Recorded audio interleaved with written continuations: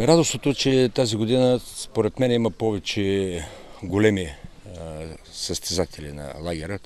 Над 14 години е по-голяма групата. Имаме също и много деца. Малко времето е по-влажничко в сравнение с миналите години, но мисля, че всичко минава в добър ритъм и вървят добре тренировките. За подготовката на националния отбор?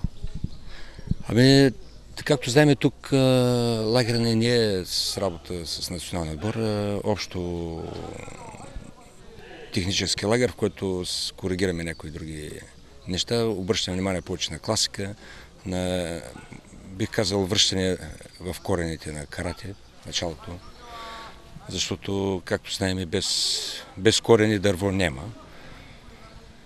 Аз лично съм доволен от провеждането на този лагер, от държането на състезателите, от тяхното желание.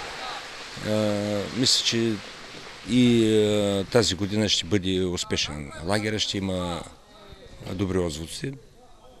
Надявам се всичко до края да бъде в този дух, както и до сега.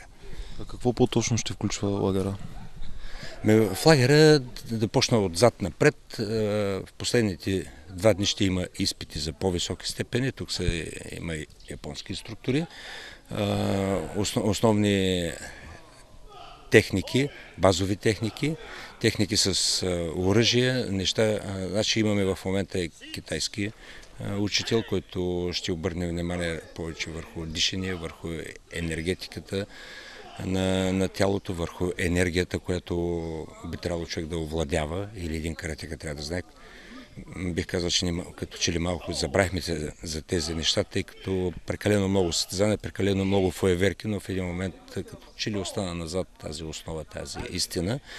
И аз лично съм радостен, че Канчо Рояма се е върнал към тези неща и се е направил труда да доведе известен майстор от Китай, който да ни обърне внимание върху тези елементи.